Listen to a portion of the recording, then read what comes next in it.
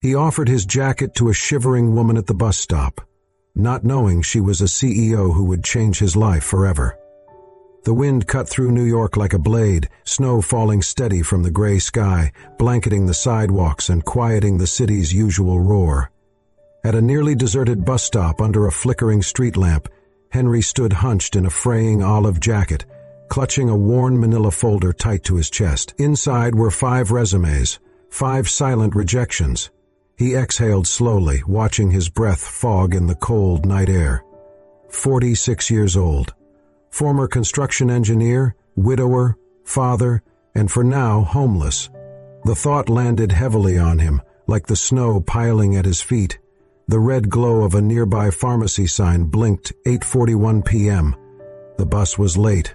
Cold had soaked through his worn boots. Then, through the snow, a woman appeared. She looked 30-something, in a business skirt and blouse, no coat, heels clicking on the pavement. Her wet hair clung to her face, arms wrapped tightly around herself. She stopped beneath the same awning, breath short, hands shaking. Henry tried not to stare, but her presence was striking. Clean, polished, yet clearly suffering in the cold. She rubbed her bare hands together, failing to warm them. He looked away. Just another night. Just another bus to nowhere. But then the wind howled. She flinched, curled inward, and Henry glanced at her again. His jacket wasn't much, but it was something. He could keep it, stay silent, be like everyone else. But he didn't. Without a word, he shrugged off the coat. The cold bit hard. He stepped toward her and held it out. Startled, she said, "You don't have to do that." Henry gave her a tired smile. "I've already lost enough today. This coat, it's the only thing I have left to give." She hesitated. "But you need it more than I do." Still, he gently draped it over her shoulders. "Not tonight." The warmth startled her. It smelled of soap, maybe coffee, comfort. She pulled it tighter without meaning to. "Thank you," she whispered. He nodded, folding his arms to keep warm. They stood in silence as the snow fell around them. After a moment, she turned to him. "What's your name?" "Henry." "I'm Claire." "Nice to meet you, Claire." She glanced at him.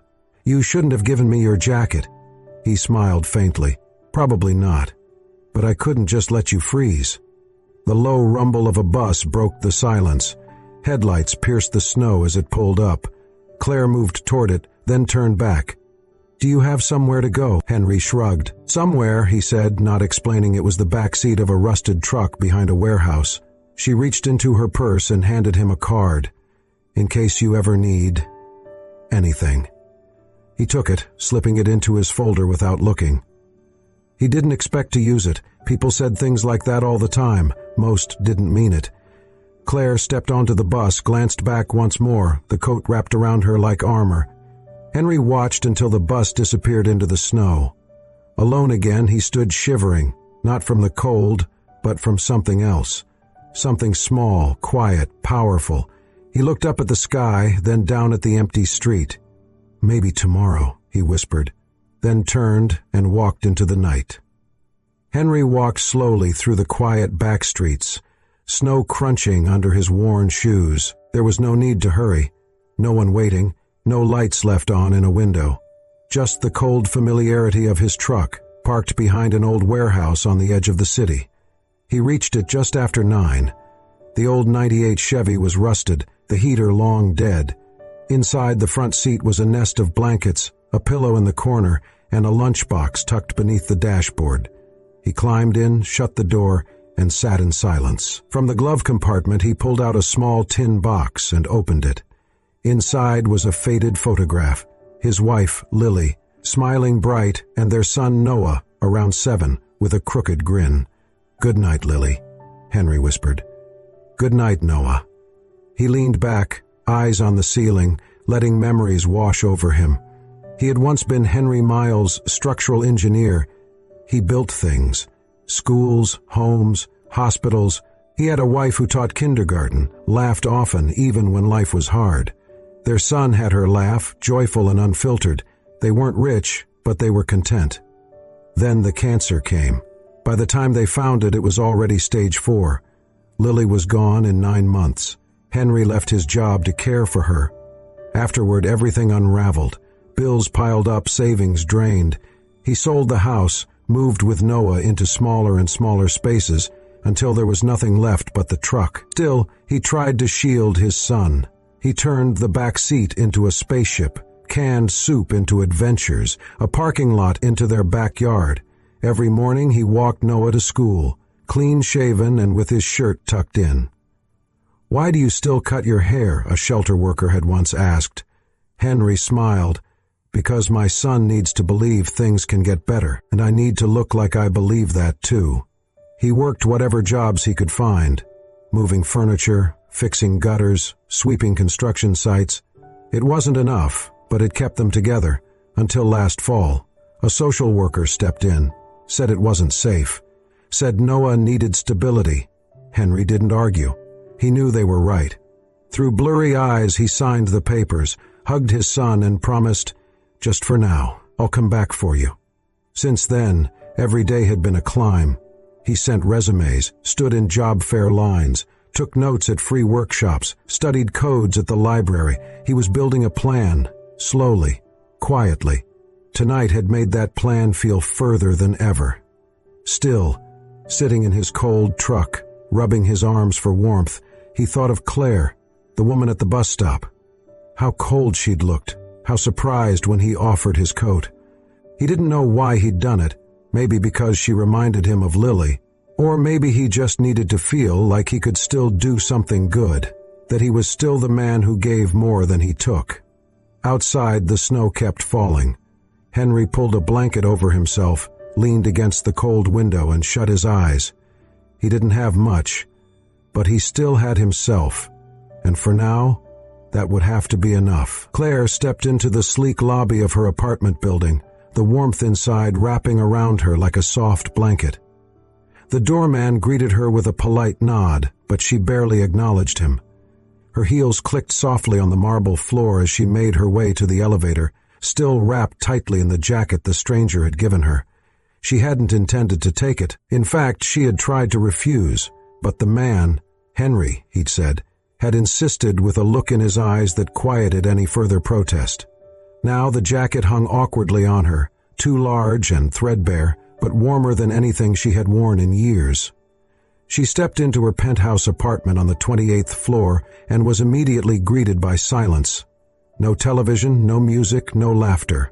Just the hum of modern appliances and the distant howl of winter wind through thick glass windows. Claire dropped her purse on the entryway table and slowly peeled off the jacket. She was about to set it aside when her fingers brushed against something in the inner pocket. Curious, she reached in and pulled out a folded piece of paper. It was worn, creased at the corners, smudged with fingerprints and time. She unfolded it carefully. It was a child's drawing, done in crayon. Two stick figures stood hand in hand under a crooked sun. One was labeled Dad, the other Me. A small heart floated between them. At the bottom, in uneven handwriting, were the words, "I love you, Daddy, Noah." Claire stood frozen. She stared at the drawing, the words blurring before her eyes. A tremor ran through her, and she sank onto the edge of her couch, jacket still in one hand, the picture in the other. Her throat tightened. Noah. The name stuck in her mind like a thorn. The way Henry had held the folder, the tiredness in his eyes, the weight in his voice. It all made sense now. This wasn't just a man who had given her his coat. This was a father. A father who still carried a piece of his child close to his heart. A father who had nothing, yet still chose to give. She looked around her apartment. The place was immaculate. High ceilings, designer furniture, glass walls, not a single photo frame or personal touch. A space designed for success, not warmth. Claire folded the drawing gently and placed it on her lap. Then, without thinking, she pulled the coat close and hugged it tightly to her chest. It still smelled faintly of something familiar, maybe laundry detergent, maybe memory, and suddenly, without warning, tears welled up in her eyes. She hadn't cried in years. Not really. Not since she was a little girl, cold and hungry, sitting on the steps of a church hoping someone would notice her. That night, someone had. A man with kind eyes and a weathered face. He had taken off his coat and wrapped it around her shoulders. He hadn't said much, just smiled and told her she'd be okay. It had been the first act of kindness she remembered, the first time she felt seen. She never saw the man again, but that moment changed everything. Claire sniffed and wiped her cheek with the back of her hand. She wasn't the same girl anymore.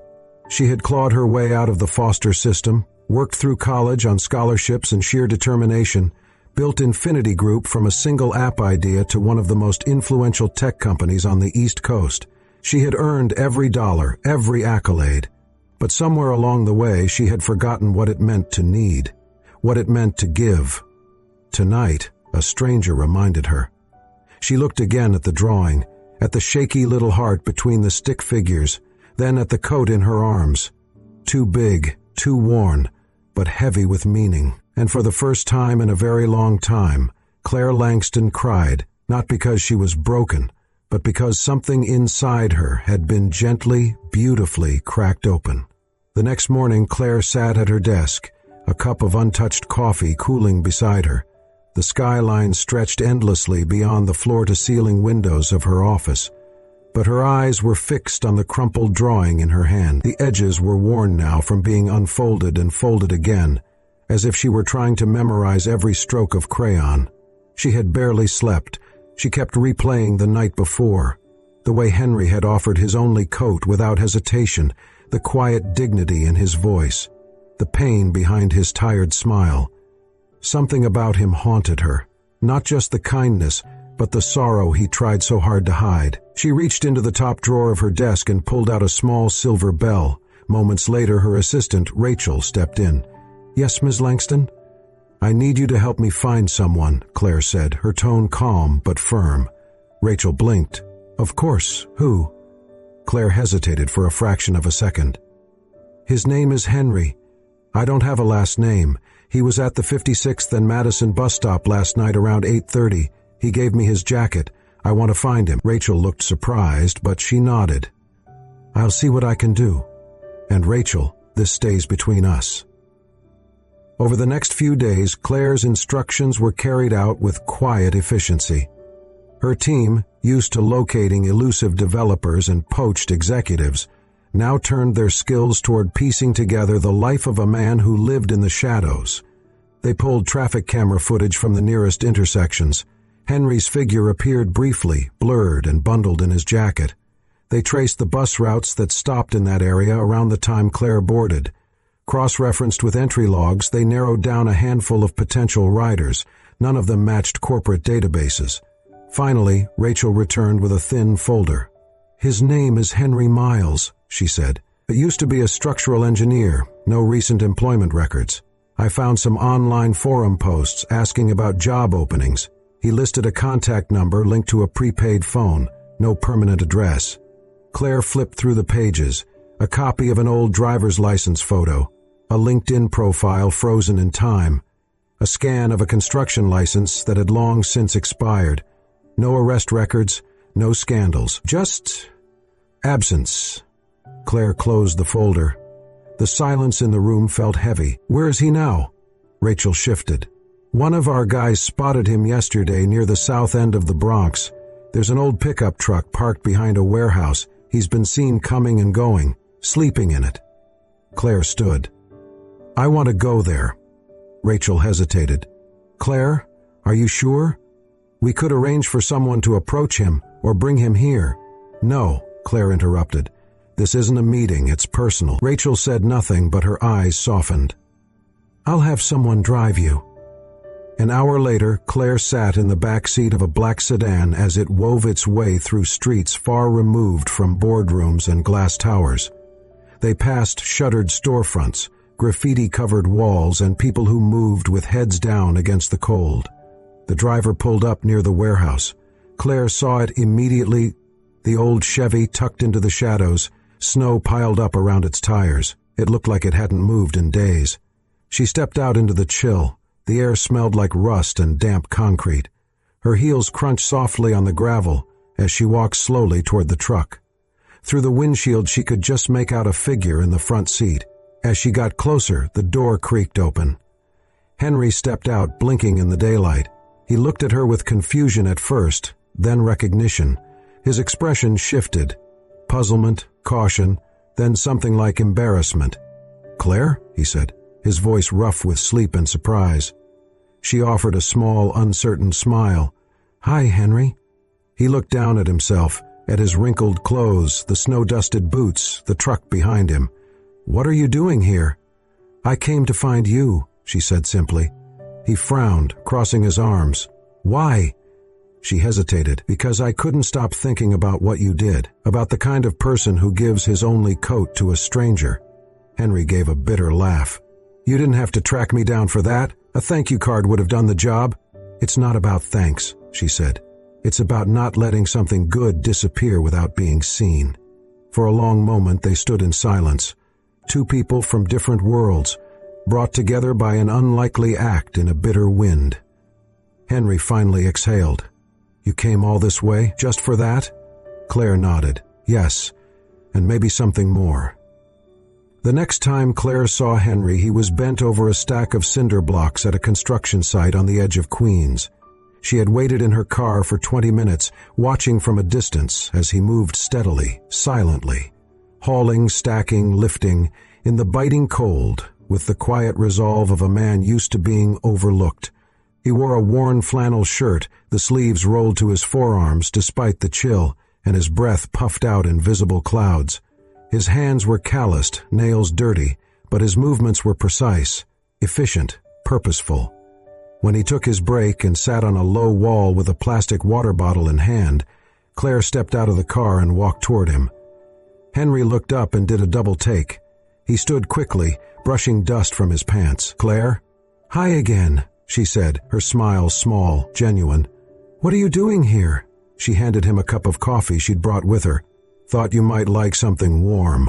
He took it hesitantly, his eyes searching hers. "You really didn't have to." "I know, but I wanted to." They stood in silence for a beat before she added, "Would you come with me, just for a bit? I'd like to show you something." Henry looked down at his work boots, then back at the foreman in the distance. "I've still got a few hours on shift." "I already spoke to him," Claire said. "Told him you had an interview." His brows raised.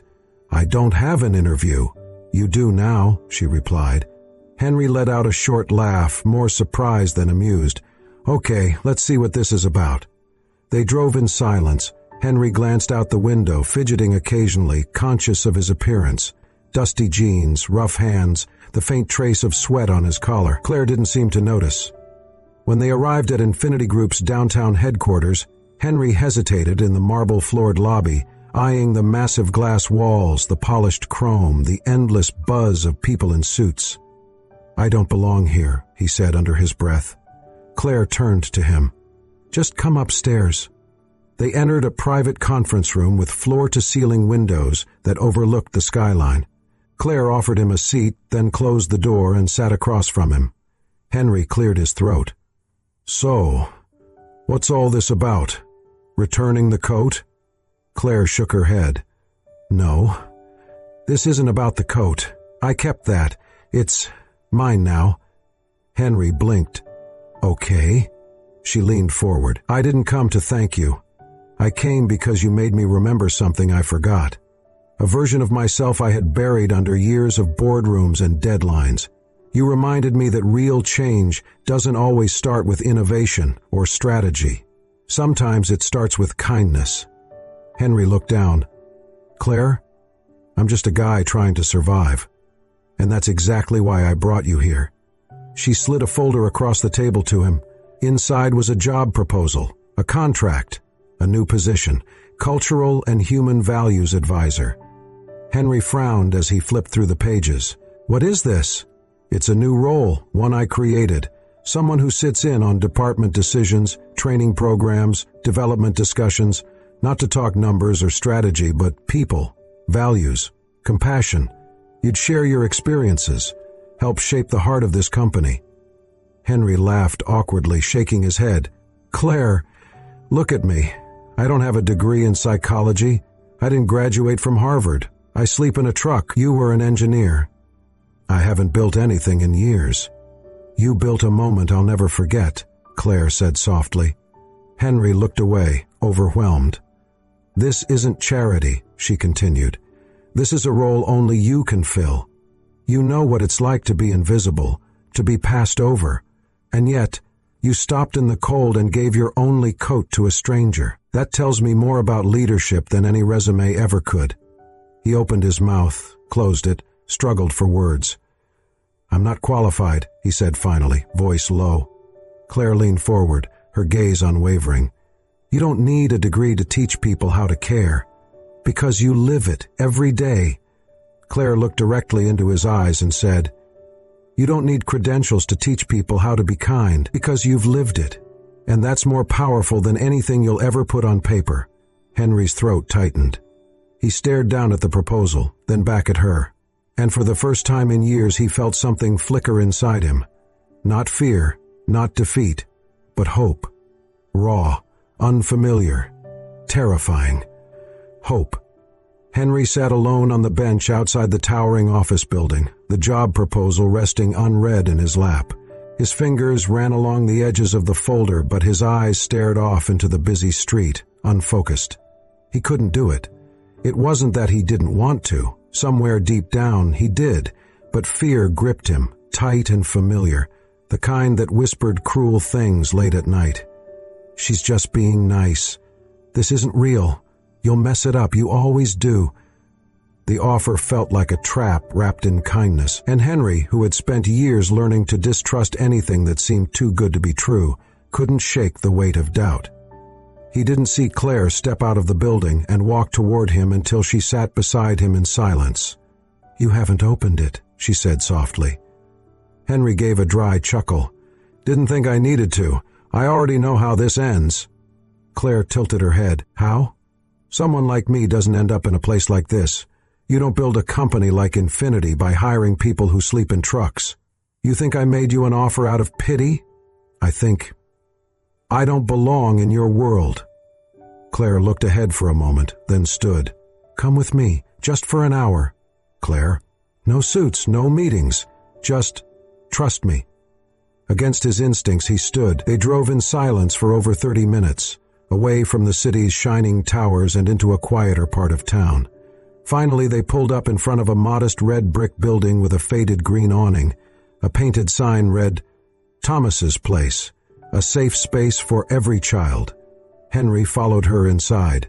The walls were bright, covered in handprints, painted animals, quotes about kindness.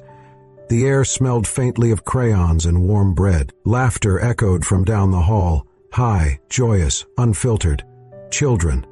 Claire led him past a community kitchen, a reading room, into a wide playroom filled with second-hand toys and handmade posters. Kids of all ages were sprawled across the floor, building puzzles, reading, playing. "This place," Claire said quietly, "was named after the man who saved me." Henry looked at her. "I grew up in foster homes. Bounced around. Some were kind, some weren't. One night, I ran away. It was freezing. I was 12. I curled up outside a church, just waiting for morning." She paused. Her voice softened. "He found me. An old man named Thomas. He gave me his coat, sat with me all night. Didn't ask questions, just stayed." Henry didn't speak. He couldn't. "I never saw him again," Claire continued, "but that moment, it was like someone reached into the darkness and said, 'You matter.' I built this place because of him." She turned to face Henry fully. "And last week, someone else gave me a coat. Didn't know who I was. Didn't ask for anything, just gave." Henry swallowed hard. "You remind me of him," she said. "Not because of what you gave me, but because of who you are." They stood in silence, surrounded by the sounds of life and laughter. Henry's eyes wandered across the room, at the children playing, a volunteer tying a shoelace, a young boy reading aloud with too much energy. It felt warm, real. Claire touched his arm gently. "I don't need you to fit in a boardroom, Henry. I need you to remind people of this, of what it means to care." Henry didn't respond, not with words. His eyes were wet now. He looked down, trying to blink them away, but they came anyway. Quiet, unguarded tears. And then he nodded. Not for the job, not for the salary or the title, but because for the first time in years he felt it. He was still needed, still useful, still human. Henry stood motionless in the center of a room full of joy and laughter, a single tear trailing down his weathered face, not out of sadness, but from the profound relief of realizing he still mattered. Henry's first day at Infinity Group didn't start with fanfare. There was no welcome party, no press release, just a quiet meeting in a small, glass-walled room on the 5th floor with a few skeptical department heads and a stack of sticky notes. Claire had introduced him simply, "This is Henry Miles. He's here to help us build something more meaningful than just profit." The looks were polite but uncertain, but Henry didn't flinch. He began by sharing his story, not the sob version, not the headline-grabbing kind, just pieces, honest pieces. What it felt like to lose everything, to wake up in a freezing truck, to walk into job interviews knowing your shoes had holes, to choose kindness anyway. At first, they listened with cautious curiosity. By the end of that first week, they were leaning forward. Henry had a way of speaking that didn't preach or perform. He asked questions that made people pause. When was the last time you really looked someone in the eye? Do you know the name of the janitor who cleans this floor? What would you do if you saw someone crying in the break room? He didn't come in with charts or data. He came in with empathy. Slowly, a shift began. One by one, employees started seeking him out. First the interns, then junior developers, then department heads. Some came to talk about stress, others about burnout. A few came just to sit quietly during lunch. Henry listened, and when he spoke, he didn't offer solutions. He offered perspective. "You're not broken," he once told a young programmer who confessed he hadn't slept in 3 days. "You're just tired. Being tired doesn't mean you're weak. It means you've cared for too long without someone caring back." That line ended up taped to office doors, printed on mugs, quoted in all company emails. Claire watched it all unfold from her corner office. She saw how break room chatter changed, how laughter returned, how productivity rose, not because of pressure, but because people felt seen. It wasn't long before Henry had an official space of his own, small, cozy, filled with plants, secondhand books, and a coffee pot that never seemed to empty. Outside of work, life began to rebuild in quiet, meaningful ways. With Claire's help and a small housing stipend from the company, Henry was able to put a down payment on a modest one-bedroom house on the edge of Brooklyn. It wasn't much, but it had a porch, a garden plot, and walls that didn't rattle in the wind. More importantly, it had room for Noah. Now in his first year at a local university, Noah had moved back in with his father. Their first dinner in the new house was simple, spaghetti and garlic bread, but Henry would remember it for the rest of his life. "You kept your promise," Noah had said that night, tearing up. Henry hadn't answered. He couldn't, not with words, but the look in his eyes said everything. As for Claire, she and Henry saw each other nearly every day. At first it was about work, meetings, strategies, collaboration. Then, without trying, it became more. They started eating lunch together, then walking to the subway together. Then weekend coffees turned into evenings spent watching old movies, talking about everything and nothing. It wasn't dramatic, it wasn't fast, it just happened. They were two people who had spent years building armor around themselves, only to find comfort in the quiet company of someone who didn't ask for anything but presence. One late afternoon, as they stood on the rooftop of the building, watching the sunset behind the skyline, Claire said softly, "You've changed this place, Henry." He chuckled. "No, I just reminded them what they already knew." She looked at him. "And reminded me, too." Henry had just finished a workshop on resilience when a young man lingered after everyone else had left. He looked no older than 22, skinny, pale, eyes ringed with sleeplessness. "I just wanted to say something," he said, voice shaking. "Last month I was going to quit. Everything. Life, I mean. I was done. But then I heard you speak, and it stopped me." Henry stood still, heart pounding. "You said something about how people don't need to be fixed. They just need to be heard. No one had ever said that to me before. It felt like Like someone finally saw me. The young man swallowed hard. If it weren't for you, I don't think I'd be here. Henry's chest tightened. He stepped forward and placed a hand on the young man's shoulder. I'm really glad you are. After the young man left, Henry sat down in his chair, the room suddenly quiet, the words echoing in his mind. He had once wondered if he'd ever matter again. Now he had his answer. The atrium of Infinity Group had never looked like this before. Gone were the banners of quarterly achievements and product launches. In their place hung soft white drapes, strings of warm lights, and a massive sign that read in elegant lettering, One Kindness Day. Employees stood shoulder to shoulder, dressed in their best, not for business, but for something far more meaningful. On the center stage, Claire Langston stepped up to the podium, her eyes sweeping across the room. This day isn't about metrics, she began. It's about moments. The room quieted. A year ago, I was standing at a bus stop in the freezing cold, alone, tired, and more lost than I realized. And then a man whom I had never met did something no one else had that night. He gave me his coat. A murmur of recognition stirred through the crowd. Claire smiled softly. It was old, worn, but it was everything, because it reminded me that kindness, real kindness, doesn't wait until it's convenient. It shows up when the world least expects it. She turned to the easel beside her and removed the cloth draped over it. There, behind a glass frame, was the very same coat, frayed at the sleeves, faded from years of use, but preserved like something sacred.